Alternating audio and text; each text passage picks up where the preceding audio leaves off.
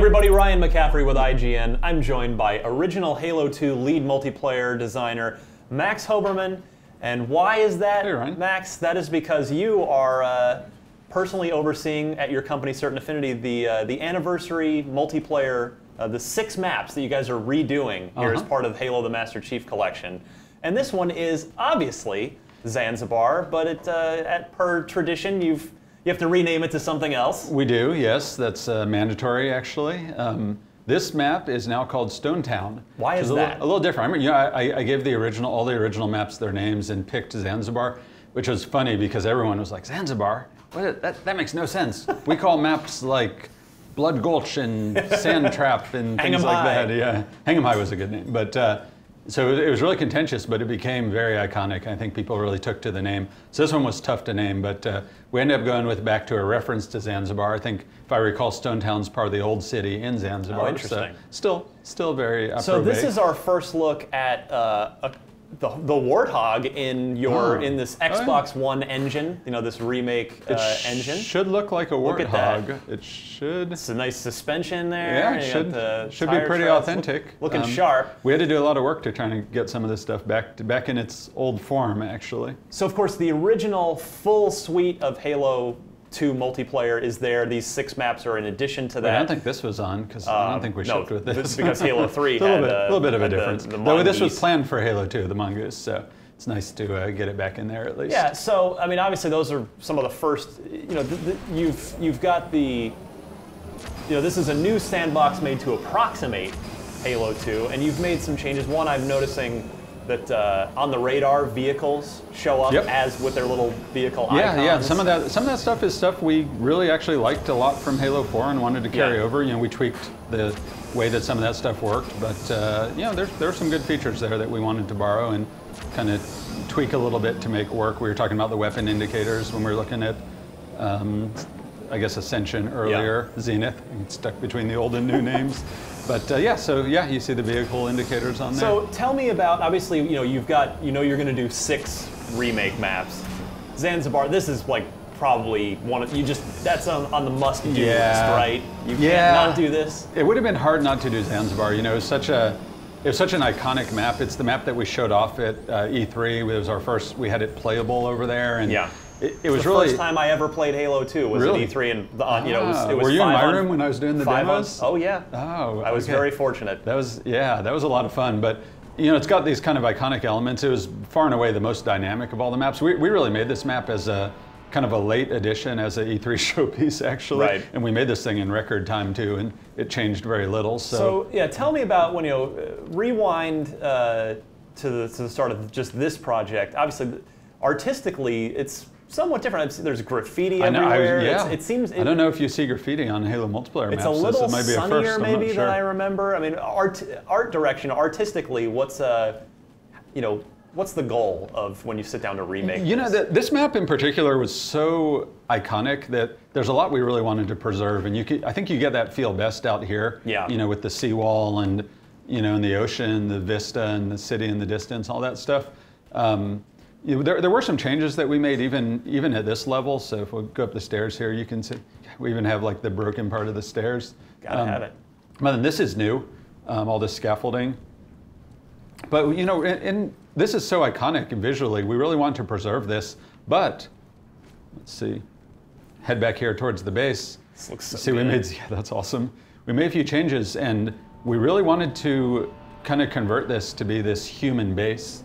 You kind of see, I guess it always was to a certain extent, but this is where we really took the most liberty to, kind of change it up and make it look a lot different and make it look different than the original and really look like this part of this larger structure right here. Right, installation. Yeah. This one, I would say in general, though, we didn't really want to radically alter the visuals of this thing. I need to get some of my environment artists to come talk to you about the choices on here, though. This one I wasn't as involved in, honestly. When this was remade in Halo 3, it just didn't feel the same. And so, do you go back do you go back and play a bunch of the original Halo 2 variant and then sort of try to remind yourself of the essence of this? Oh yeah, our guys definitely went back. I mean, I knew this map really, really well, but I know all of our designers went back and artists too, and they played the originals. There's a few differences though. I don't know if anyone noticed just going through this door here. This used to have a pillar right in the middle. We actually felt that it played a lot better to open it up and turn this into a small room. Right. So you know, inside the base is actually changed. There used to be, I think, 4 pillars in here. We changed it to these 2 center pillars and opened it up. It was a little claustrophobic before, tight in places, so we kind of opened it up intentionally. So we took some liberties and we made some changes, but we wanted to preserve the aesthetic and really, we really wanted it to feel like the original. It's just such a classic map, so iconic. And then there's a few changes. We talked about what is new. this? That's new right there. Just a little grenade shoot. Yeah, a little grenade shoot. I think you can duck through there. I think. Well, all right. I hate doing trick jumps on video, but here we go. Theory, no pressure, Max. In theory, nice. Yeah, there we go. In theory, you can actually jump up through there. So you can surprise the crap out of somebody doing that. A couple of tweaks we made. I don't remember whether I don't think this was in the original. I think this is new. This is a bridge that lets you drop that bridge. I thought it was still there. I thought that was there. I think originally. I can't remember anymore. I know there's another bridge over here. And then is the sword still underneath the fan? Oh yeah, of course. Or inside the fan? Of course. Oh, there it is.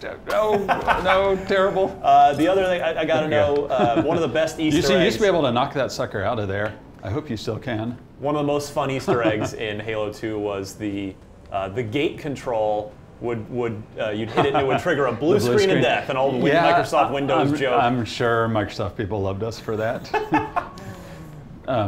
We had to make a few changes, and nothing to do with the blue screen of death, but there was this will be interesting. This is all forgeable, so you can actually go back and change this, and you can stick the switch right there if you want to.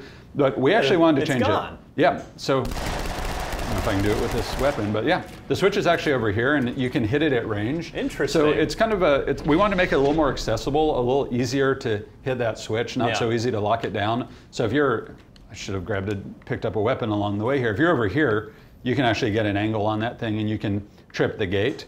But we also want to better associate the switch with the gate for new players who don't really understand that connection. But again, all the stuff is forgeable. You can go back. I don't actually know off the top of my head whether you can still have the blue screen message, but you can definitely put the switch back on its old pedestal if you want. But this is classic Halo right here. It's got a lot of these features out. I need to go get another weapon. This is not what I want, so let me grab another weapon. I'll show you some stuff over here. I need a weapon. That's right. Sorry, had to do it. Well, here, this should work. Yeah, you can still drop the blinds if you guys recall. You can still drop these guys, and they still behave the same way. You can kind of poke your head out, and all those subtleties are maintained. These guys are still destructible. It'll take a little bit to knock them down. Cool. Yep, those guys are still destructible. So all those subtleties. And those turrets were still up there as well? You still got rocket ammo hidden out here. But then there's a few changes we made too. Over here, there's some alternate pathing. Let's see if I can do it. Dennis is going to laugh at me. Oh, yay, I made it. You got it. So up here to the sniper perch, there's kind of an alternate path. And that's good for getting up there. It's also good as an attack path. Now you can sneak around behind to a sniper camped up here. Can give you that alternate path. Good old Camp Froman over here. Yeah. Good old Camp Froman, named after Abe Froman. And this is also new, this kind of alternate kind of path up the side. So, whenever there's a power position we think is a little bit too easy to camp, we try and balance it out a little bit. And, that's a big part of it. But so much of this is, fundamentally, it's the same. And it just looks sexier. Oh, it looks so good. And before we go, are these tweaks, when you make them, are these tweaks that have been brewing in your head for 10 years, or are they things that you really only started thinking about when you sat down to start this project? It's a different answer, kind of based on the map. We talked earlier about Zenith and some stuff I wanted to do. On this one, I always wanted to balance out Froman over here, the sniper position, and make it a little easier to kind of attack it. But I don't think I had a specific idea about how to do that. So the team, I just mentioned to the team that I felt it was a little bit overpowered. And then I think Steve Young kind of took point, our lead level designer took point on kind of solving that problem. But it's kind of case by case. There's a few things in here. There's stuff I always wanted to do, but a lot of it's the rest of the team at Certain Affinity, guys at 343 who were really, really tight with Dennis and crew that making suggestions and ideas, and Yeah. How do we take something that's classic and great in so many ways and make it even better? And not ruin it in the process. And not break it. And that's kind of been our philosophy. That's always been my philosophy, is if it ain't broke, don't fix it. You get a map like this, and for the most part, it's not broken. A lot of these maps really, surprisingly, worked really, really well. So, don't fix them. We made changes, though. Made changes to here. Oh, and a few other changes we made over here. Oh, what? Some alternate pathing. I don't know if anyone's noticed this yet, but got a sort of alternate way up here. And again, Nice. It's all Forge stuff, so you can disable this stuff if you don't like it. But, I think the guys took a little bit of liberty and very careful, calculated, deliberate changes. Well, very cool. This is grab Yeah. 9 friends, get a one flag CTF game going, and dig up the memories. It's gonna be good. That's gonna be fun. This is this map was made for one flag CTF. It plays well for other games. It was literally made for that, It literally right? was made for one flag CTF. We had the game working. I'd always wanted to do it. We had it working, but we really didn't have a good showpiece for it. We didn't have a way to really kind of show it off and show how awesome we thought it deserved to be. And then we'll talk about this a little bit later. I think we have it enabled on this map right now, but yep. So we got. Oh, you didn't see that. We'll talk about that later. All right, We'll save that for another map. We'll get to another map. No, you didn't see it. So that is Zanzibar, now known as Stonetown in its anniversary variant. There we go. Stay tuned for all 6 of our Halo 2 anniversary map walking tours with Max Hoberman here. So for all things Halo, the Master Chief Collection, you're already in the right place here at IGN. Cool. Thanks, Sharon.